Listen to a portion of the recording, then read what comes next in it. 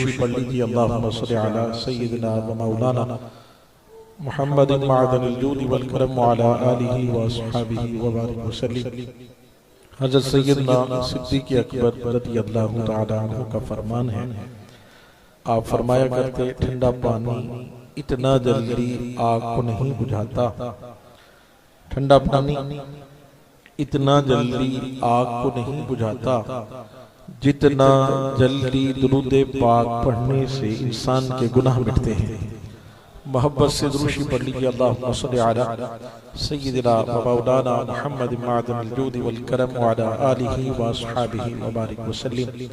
सदक़ल्लाहुल अज़ीम। में निहायत वाजिबुल एहतराम लाइक सद एहतराम उलमाए किराम, फाज़ किराम और मेरे बुजुर्गों, अजीज नौजवान दोस्तों, अस्सलामु अलैकुम व रहमतुल्लाहि व बरकातुहू। मुबारकबाद पेश करता हूँ मदरसा मोहम्मदिया तालीमुल कुरान के तमाम असातिज़ा किराम को आज की इस खूबसूरत प्रोग्राम के इनेकाद पर माशाअल्लाह, जिसमें कसीर बच्चों ने कुरान पाक हिफ्ज़ मुकम्मल किया, कई बच्चों ने नाज़रा कुरान पाक मुकम्मल किया। उन तमाम बच्चों को भी और उनके वालिदैन यकीनन यहाँ तशरीफ़ फरमा है, उन तमाम को भी दिल की गहराइयों से मुबारकबाद पेश करता हूँ। दुआ गो हूँ कि अल्लाह करीम अपने प्यारे हबीब सल्लल्लाहु अलैहि वसल्लम का सदका इन बच्चों को बाअमल हाफिज़ कुरान और बाअमल आलिम दीन बनाए। चंद बातें तालिब इल्म होने की हैसियत से मैंने अर्ज़ करनी है, और मेरा वक्त चूँकि पहले था और थोड़ा सा कुछ मिसअंडरस्टैंडिंग की वजह से लेट हुआ। मैंने चंद मिनट आपसे गुफ्तगू करनी है।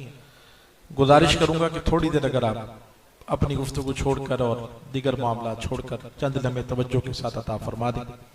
अल्लाह करीम इस इदारे के जितने भी इंतज़ामिया के दोस्त हैं, अल्लाह ताला सबको बरकत अता फरमाए। बिलखुसूस हमारे इंतहाई मोहतरम सरमाए अहले सुन्नत हज़रत अल्लामा मौलाना अब्दुल रशीद तौसवी साहब दामद बरकात वालिया, जो कि अभी यहाँ मौजूद नहीं है, अल्लाह ताला उनको भी सेहत वाली ज़िंदगी अता फरमाए और उनकी जितनी काविशें कोशिशें इस इदारे के साथ रहती हैं, अल्लाह ताला उन्हें भी बरकत अता फरमाए। उनके साहबजादे मोहतरम मौलाना कारी मोहम्मद तारिक साहब और उनके साथ जो इदारे के नाज़िम हैं माशाअल्लाह मोहतरम कारी मोहम्मद शहजाद अली साहब और हमारे इंतहाई मोहतरम क़िबला मुफ्ती मोहम्मद अदनान साहब दामद बरकात नालिया क़िबला अल्लामा खुशतर साहब तशरीफ़ फरमाएँ, दीगर उलमाए किराम यहाँ तशरीफ़ फरमाएँ। अल्लाह सबको बरकतें इज़्ज़त अता फरमाए। मेरे भाई मोहतरम मोहम्मद खालिद रज़ा गाजी साहब, चंद लम्हे ये जो बीच में कुछ अहबाब बातें कर रहे हैं, बच्चे भी, इनको बड़े हज़रात प्यार से रोक दीजिए। कुरान के फ़ज़ाइल पर हम कलाम सुनते रहते हैं, मैं चंद मिनट कुरान के हुकूक पे कुछ बातें आपके गोश गुज़ार करूँगा। जिस तरह वालिदैन के हुकूक हैं, औलाद के हुकूक हैं, मियाँ बीवी के हुकूक हैं, पड़ोसियों के हुकूक हैं, इसी तरह से कुरान की भी कुछ हुकूक हैं। बस इसको आज समझना है। मुझे बताया गया है पर्दे में हमारी माएँ बहनें भी प्रोग्राम समाप्त कर रही हैं, और चंद लम्हे ये तवज्जो के साथ अता फरमा दें ताकि कुछ गुज़ारिशात मैं आपके सामने रख सकूं, और कोशिश कीजिएगा कि इसको याद कर लें, साथ ले जाएं। मैं बहुत सादा गुफ्तगू करता हूं ताकि बात याद भी रह जाए।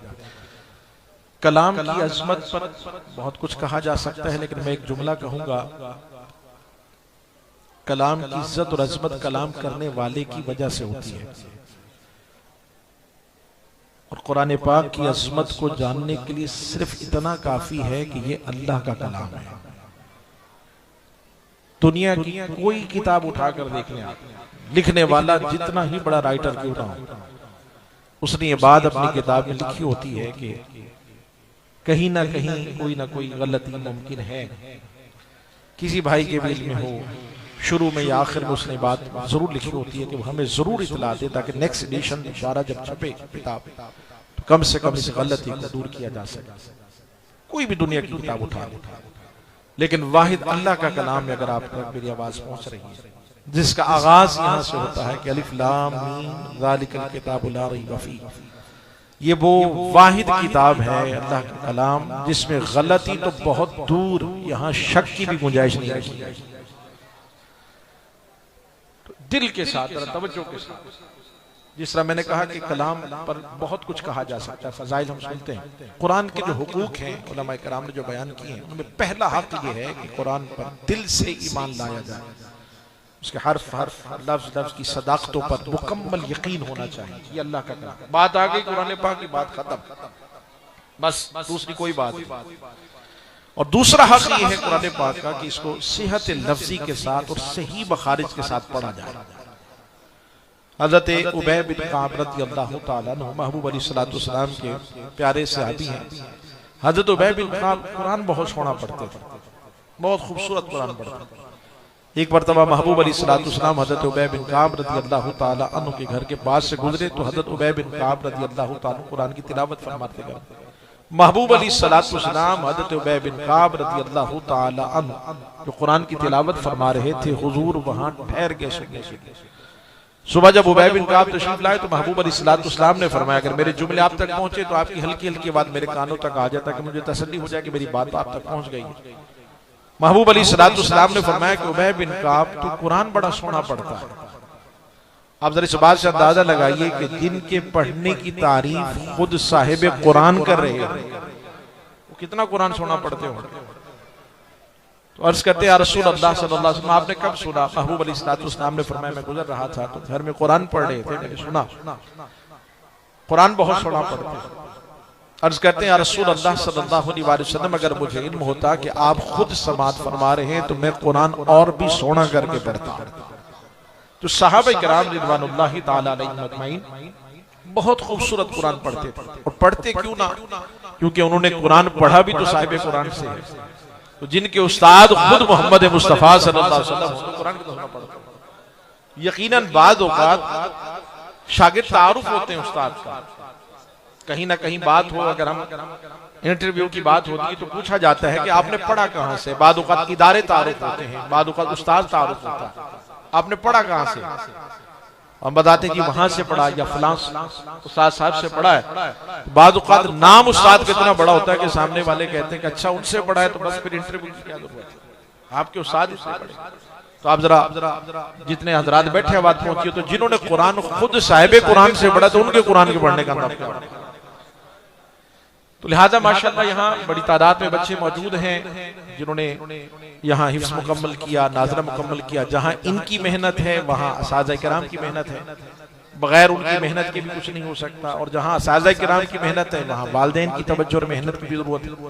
हमें सिर्फ यहाँ गौर करना है, थोड़ा सा तवज्जो दिलाना चाहता हूँ जितने वालिदैन खासतौर पर तशरीफ फरमा है, हम कुरान को कितनी अहमियत देते हैं और दुनियावी तालीम को कितनी अहमियत देते हैं भी आप सब बेहतर जानते हैं। कि बच्चा जब मदरसे जा रहा हो तो माँ बाप कितनी तवज्जो से तैयार करके भेजते हैं, और बच्चा जब स्कूल जाता है तो हम उस वक्त कितनी तवज्जो के साथ उसे तैयार करके स्कूल की तरफ रवाना करते हैं।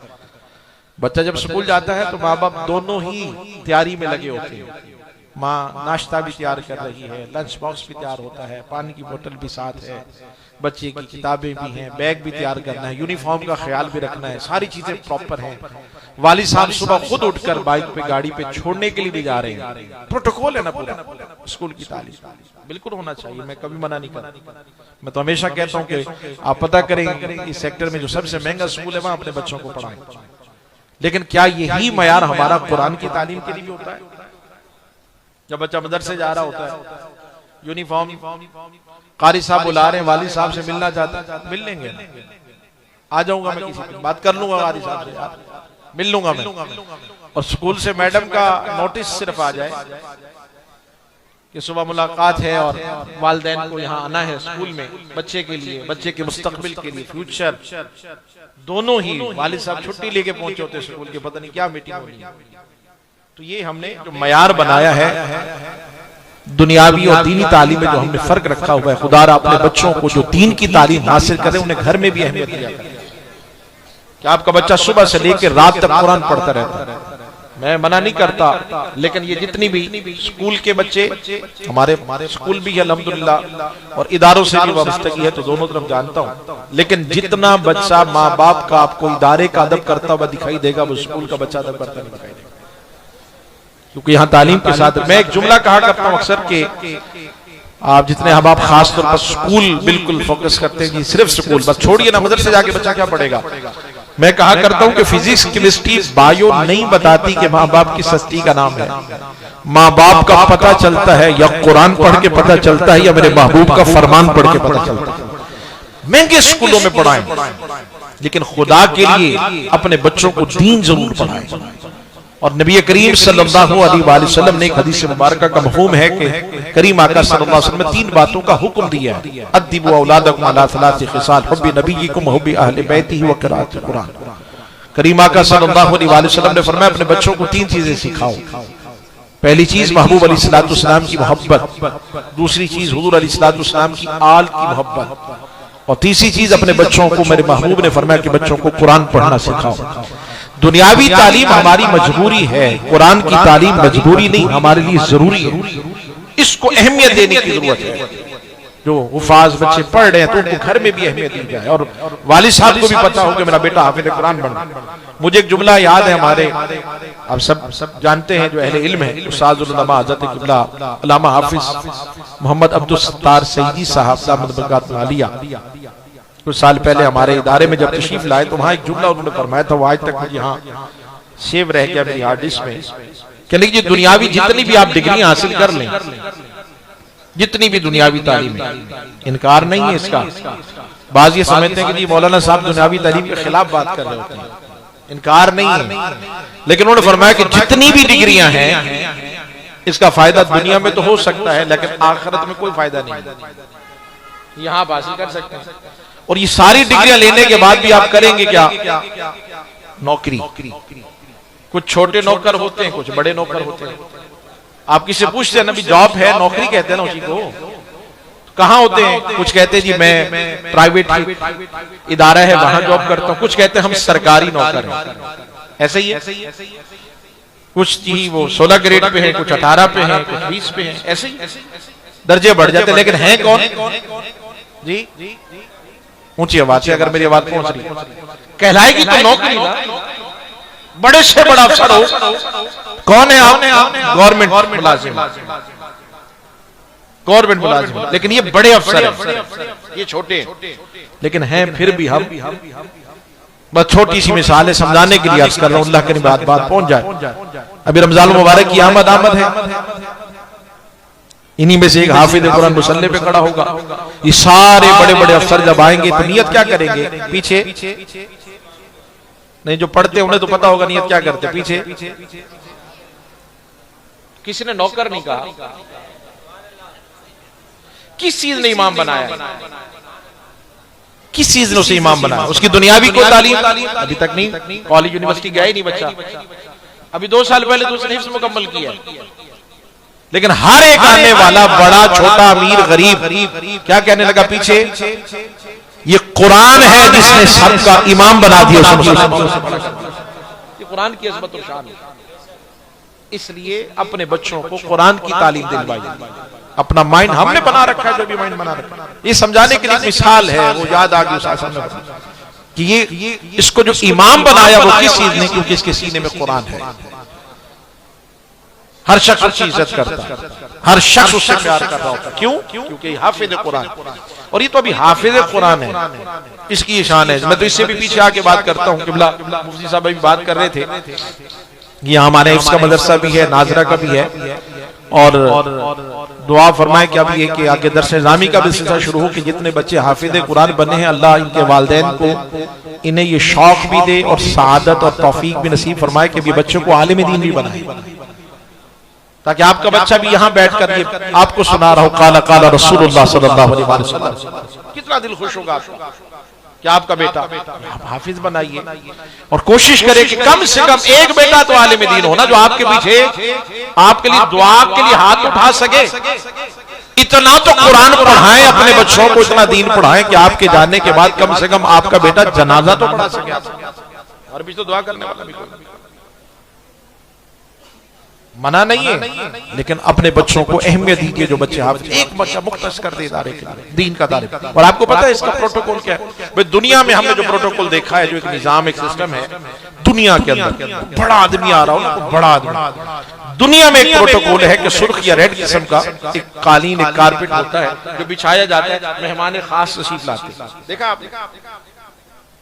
बड़े बड़े जब लोग आते हैं बाहर मुल्कों से, जब लोग आते हैं तो आपने देखा होगा तो वो क्या होता है, रेड उसी पे चलते हुए ये प्रोटोकॉल है दुनिया के अंदर। वो रेड कारपेट पे है कि इसका मतलब है कि उनको बहुत इज्जत है। मैं धीमे धीमे कह रहा हूँ, शायद मेरी कुछ बातें आप तक पहुंच रही हूँ, कुछ ना पहुंच रही हूँ, थोड़ा सा हमारा बीच में गैप भी है बात समझाने में, अल्लाह करे बात पहुंच जाए। ये प्रोटोकॉल है दुनिया के अंदर बड़े से बड़े आदमी का। लेकिन ये जो बच्चे बैठे हुए ना, और ये जो बच्चे बैठे हुए ये तो अब माशाल्लाह जिनके सरों पे 10 साल सजने वाली है, लेकिन कई बच्चे यहाँ बैठे हुए हैं जिन्होंने अभी कुछ शुरू किया होगा, किसी को 2 महीने, किसी को 3 महीने होंगे, किसी को 4, अभी पढ़ रहे, कुछ कायदा, कुछ सिपारे नाजरा पढ़ चुके होंगे, ऐसे ही है। आपको पता है इनका प्रोटोकॉल क्या है? मैं नहीं कह रहा, करीम आका सल्लल्लाहु अलैहि वसल्लम इरशाद फरमा कि जब ये छोटे छोटे बच्चे कायदा लेकर घर से चलते हैं ना, इन बच्चों का प्रोटोकॉल बता रहा हूँ, ठंड पहुंचे तो मुझे आवाज दीजिए का गजब बात पहुंच गई है। इन बच्चों का प्रोटोकॉल एक दुनिया का निजाम है कि रेड कारपेट बिछाया जाए, और एक इन बच्चों का प्रोटोकॉल है कि महबूब अलैहिस्सलाम ने फरमाया ये घर से चलते हैं, और ये जहन में रख के बैठिएगा क्योंकि इससे बाद फिर मैंने एक और जुमला कहना है, ये अभी मुकम्मल हाफिज नहीं बने, अभी इन्हें चंद दिन हुए मदरसे आते हुए, पढ़ना शुरू किया है। फरिश्ते इनके पांव जमीन पे लगने नहीं देते बल्कि अपने पर बिछा देते, पैरों पे चलते हुए। अल्लाह करेगा मेरी बात कुछ पहुंच जाएगी, बस चंद मिनट और में जाने। ये इनका प्रोटोकॉल है जिन्होंने अभी आगाज किया है। क्या हाफिज नहीं बने, आलिम नहीं बने, अभी आगाज किया है। अभी कभी टोपी सीधी है, कभी नहीं है, कभी टोपी मैली है, कभी कपड़े, अभी आगाज है इनका। लेकिन प्रोटोकॉल क्या? अब आपकी सुभान अल्लाह बताइए अगला जुमला, मैं ठहर जाऊंगा। आगाज में इनका प्रोटोकॉल और मर्तबा शान ये है, जब ये हाफिज कुरान बनेंगे फिर इनका मर्तबा और मकाम क्या होगा? और फिर अल्लाह फजल फरमाते ही आलिम बन जाए, तो फिर है कोई प्रोटोकॉल का अंदाजा लगा सकते हैं? आगाज इनका ये हो रहा है, आगाज फरिश्ते पर बिछाए अलग अलग है। कई बच्चे हैं जो 2 साल में करते हैं, कुछ बच्चे जल्दी कर लेते हैं, कुछ 2 साल के बाद। सईदी आला हज़रत अज़ीमुल बरकत शाह इमाम अहमद रज़ा खान फाजिल बरेलवी रहमतुल्लाहि तआला अलैह, हम सब के इमाम सईदी आला हज़रत अल रहमान ने 1 माह में पूरा कुरान पाक मुकम्मल किया। अहले इल्म की नजर कर रहा हूं कि जब हज़रत इमाम मोहम्मद रहमतुल्लाहि तआला अलैह, इमाम आज़म अबू हनीफा रहमतुल्लाह अलैह से पढ़ने के लिए आए तो इमाम मोहम्मद छोटे थे, दर्स निज़ामी की क्लास में, दर्स निज़ामी की क्लास में आके बैठे थे। इमाम आज़म अबू हनीफा ने देखा तो देखा ये छोटे हैं, तो कहने लगा बेटा पहले ऐसा करे ना, कुरान पाक हिफ्ज़ कर ले, फिर मेरी क्लास में आके बैठिए। 1 हफ्ते के बाद, तवज्जो रखिए, 1 हफ्ते के बाद इमाम मोहम्मद फिर क्लास में आके बैठ गए। इमाम आज़म ने देखा तो फरमान लगे मैंने तुमसे कहा था कि पहले कुरान पाक हिफ्ज़ कर लो फिर मेरी क्लास में बैठो। बड़े अदब से सर झुका के अर्ज़ की कि हुजूर मैंने पूरा कुरान 7 दिन में मुकम्मल हिफ्ज़ कर लिया है। शुमार वाक़ियात हमारे। एक और नाम लेता हूं, ताजदार गोलड़ा, मेरे पीर मुर्शिद हुजूर किबला पीर सैयदना मेहर अली शाह साहब रहमतुल्लाहि तआला अलैह। आपकी सीरत लिखने वालों ने लिखा है कि जिस वक्त पीर मेहर अली शाह साहब रहमतुल्लाहि तआला अलैह ने नाजरा कुरान पाक मुकम्मल किया था, नाजरा यानी देख के पढ़ा था, जब नाजरा मुकम्मल हुआ तो पीर मेहर अली शाह साहब रहमतुल्लाहि अलैह को पूरा कुरान हिफ्ज़ भी हुआ। हुजूर किबला बाबा फरीदुद्दीन गंज शकर रहमतुल्लाहि तआला अलैह की पीर मुर्शिद हुजूर किबला ख्वाजा कुतुबुद्दीन बख्तियार काकी रहमतुल्लाहि तआला अलैह, जब उनका आगाज हुआ था ना, भी आगाज बिस्मिल्लाह जिसे हम कहते हैं, बिस्मिल्लाह आज पारे का आगाज है, बच्चे का आगाज पहला दिन है, 15 पारे ज़बानी उन्होंने कुरान पाक के सुनाए। पूछा गया कि आप तो आज पहला दिन पढ़ने आए हैं, आगाज हुआ है, याद कैसे किए? मेरी माए बहनें भी बैठी और आप अहबाब भी जरा गौर फरमाइएगा। हज़रत कुतुबुद्दीन बख्तियार काकी रहमतुल्लाहि तआला अलैह फरमान लगे कि माँ की गोद में रह कर, क्योंकि मेरी माँ को ये 15 पारे याद थे, रोज तिलावत करती थी, माँ की गोद में रह कर सुन कर मैंने कुरान याद कर लिया। आज माँ बाप को भी तवज्जो देने की जरूरत है ना कि हम कहाँ हैं। मैं तो समझाने के लिए कि रमजान मुबारक की आमद है, और ये वो बाबरकत महीना है जिसका तारुफ इस अंदाज में कराया गया है कि शाहरु रमज़ान अल्लज़ी उनज़िला फ़ीहिल कुरान, ये वो महीना है जिसमें कुरान नाज़िल किया गया। कोशिश कीजिए, अब चंद दिन ही रह गए, कम से कम पूरा घर कुरान की तिलावत से गूंज रहा हो। तो याद रखिएगा जहां बच्चों की तरफ हम देखते हैं ना, तो वहां माँ बाप का बड़ा किरदार है, बड़ी अहमियत है। वो कितनी तवज्जो देते हैं, माँ बाप किस बात को अहमियत देते हैं, माँ बाप क्या करते हैं, याद रखिए। किसी ने हजरत इमाम हुसैन रज़ियल्लाहु ताला अन्हु को पढ़ा तो क्या कहा कि क्या बात है उम्मत में दूसरा हुसैन नहीं हुआ। तो किसी ने खूबसूरत जुमला कहा कि बात यह है उम्मत में दूसरी माँ सैयदा ज़हरा नहीं हुई तो बेटा हुसैन जैसा कैसे हो सकता है। माँ को भी चाहिए कि अपने बच्चों की तवज्जो दें। मैं एक जुमला कहा करता हूँ, मेरी माएँ बहनें अगर सुन रही हैं, कि जब बच्चों के लिए खाना बनाया करे तो बावजू हो के बनाया करे, बच्चे हुजूर के आशिक बने। घर का माहौल माँ बाप ने बदलना। बहुत सारी तैयारी हमने ईद की कर ली होंगी, रमजान मुबारक की भी आमद है। कोशिश कीजिए कि रमजान मुबारक की पूरी तैयारी कीजिए। घर के अफराद कितने हैं देखें, घर में कुरान कितने रखे हैं, क्या नमाज कितनी हमारे पास, तस्बीह है कि नहीं है, ये भी तो तैयारी करनी थी हमें। अल्लाह आप तमाम पर फजल फरमाए। और सुनिए शान प्रोटोकॉल क्या है। मैंने कहा जी दुनिया का जितनी भी डिग्री यहाँ फायदा, हाफिज कुरान यहाँ भी फायदा और वहां क्या फायदा मिलेगा। सुनिए हजरत अली रज़ियल्लाहु ताला अन्हु के रावी हैं, महबूब अलैहिस्सलातु वस्सलाम ने फरमाया एक बाअमल हाफिज कुरान। क्या कहा मैंने? अल्लाह हिफ्ज़ की भी तौफीक दे, फिर अमल की भी। बाअमल हाफिज कुरान। धीमे धीमे जरा गौर फरमाइएगा प्रोटोकॉल क्या है, इसका मकाम क्या है। एक बाअमल हाफिज कुरान हजरत अली रज़ियल्लाहु ताला अन्हु के रावी हुजूर फरमा रहे कल उसके खानदान के वो 10 लोग जिन पर जहन्नम वाजिब हो चुकी, वो एक बाअमल हाफिज कुरान रब के हुजूर हाजिर होगा और जिस जिसका नाम लेकर वो सिफारिश करेगा 10 लोग खानदान के जिन पे जहन्नम वाजिब हो चुकी है, मेरा रब उस हाफिज कुरान की सिफारिश को कबूल करते उन सबको जन्नत में दाखिल फरमाएगा। यहां भी फायदा है, वहां भी फायदा है। एक हाफिज कुरान का ये प्रोटोकॉल है। एक आलिम दीन की शान क्या होगी, तो अपने बच्चों को आलिम दीन बनाइए। और फिर हदीस पाक का मफहूम है कि कल हाफिज कुरान के वालिदैन को ऐसा ताज पहनाया जाएगा कि देखने वाले रश्क करेंगे, पूछेंगे कौन है। ऐसा ताज तो बताया जाएगा ये कोई आम नहीं, ये हाफिज कुरान के वालिदैन है। यहाँ भी प्रोटोकॉल है, वहां भी प्रोटोकॉल। अपने बच्चों को हाफिज कुरान बनाइए। हम तो अभी दूसरी बात की है, वक्त के दामन में इतनी गुंजाइश नहीं है। और खुदारा आपसे भी गुजारिश करूंगा कि कुरान पाक खुद भी पढ़िए। माजरत के साथ बाज़ औक़ात दाढ़ियां सफेद हो जाती हैं और हमें ठीक तरह से नमाज पढ़नी भी नहीं आती। ये महीना सीखने का आ रहा है, कोशिश करें। इमाम साहब मौजूद हैं, पूरा हज़रात मौजूद हैं, यहाँ पूरा एक इदारा है। यकीनन आप आकर कहेंगे कि हमें नमाज सुनानी है, कुरान सुनाना है, तो कोई आपको मना नहीं करेगा। कोशिश करें कि यहाँ अपनी नमाज को भी दुरुस्त करें। जो सूरतें हम पढ़ते हैं वो ठीक भी पढ़ रहे कि नहीं पढ़ते। हम जो नमाज पढ़ रहे हैं, मसाइल जानते हैं, इल्म की मजलिस लगती हम चले जाते हैं, इमाम साहब दर्स शुरू करते हैं हम उठ के चले जाते हैं, जुम्मा हम वक्त पे नहीं आते, तो हमें पता कैसे चलेगा। तो अपने सीने पहले मोहब्बत से, दीन की मोहब्बत से बात करें, फिर अपने बच्चों को तरगीब दें। और इसमें माँ बाप का बड़ा किरदार है। माँ बाप आज तवज्जो देंगे तो इंशाअल्लाह यही बच्चे, अल्लाह इन सब बच्चों के नसीब अच्छे फरमाए। अल्लाह इन सब बच्चों को बाअमल हाफिज कुरान और बाअमल आलिम दीन बनाए। मैंने चंद गुजारिशात से पेश की हैं कुरान के हुकूक में। दूसरे हक से बात की। तीसरा हक यह है कि कुरान को समझा जाए। और जब यकीनन यहाँ पर मुख्तसर तफसीर भी बयान की जाएगी। कुरान जब हम दर्स कुरान में बैठते हैं तो किसी न किसी आयत को समझने का मौका मिलता है तो बैठ जाएगा।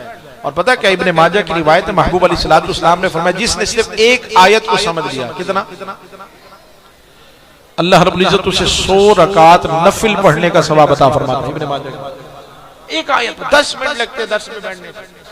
कुरान से मोहब्बत, कुरान से मोहब्बत। आज हमारा कुरान के साथ ताल्लुक बड़ा कमजोर है। हम बाकी सारी चीजें पढ़ते हैं लेकिन कुरान घर में रखा है कहाँ है? कुरान पाक जरा देखिएगा, आज कहीं गिलाफ पे मट्टी तो नहीं लग रही। हमने बस घर बनाया था तो कुरान पाक बरकत के लिए रख दिया था, या अलमारियों में हमने सजा के रखे हुए। कुरान पाक से ताल्लुक मजबूत कीजिए। हमारे घर में जो सबसे बड़ा ताबीज़ है वो कुरान पाक है। आप पढ़ना शुरू कीजिए और फिर देखें रहमतों की कैसे बारिश होती है। अल्लाह आप तमाम पर अपना फजल फरमाए। अल्लाह हम सबको नमाज की मोहब्बत अता फरमाए, कुरान की मोहब्बत अता फरमाए। और जितने भी असातिज़ा किराम हैं, मैं सबके नाम नहीं जानता, जो यहाँ किबला मुफ्ती अदनान साहब तशरीफ फरमा हैं, अल्लामा अब्दुल रशीद तौंसवी साहब, और जितने भी असातिज़ा यहाँ पढ़ा रहे हैं, मोहतरम शहजाद साहब हैं, तारिक साहब हैं, और भी जितने दोस्त हैं, अल्लाह सबको बरकत दे। और जितने मुआमिनीन हैं, मुहिब्बीन हैं, अल्लाह ताला उन पर भी अपना फजल फरमाए। देखिए जी अभी मस्जिद में तरावी होगी, यहाँ कौन तरावी सुनाएगा? हाफिज़ कुरान सुनाएगा जी। हर मस्जिद में कौन तरावी सुनाएगा? हॉलों में भी तरावी कौन सुनाएगा? बाहर देखेंगे बाद औक़ात अब ग्राउंड में भी एहतमाम हो रहा है, लोग वहां पर भी तरावी का एहतमाम करते हैं। कौन पढ़ेगा?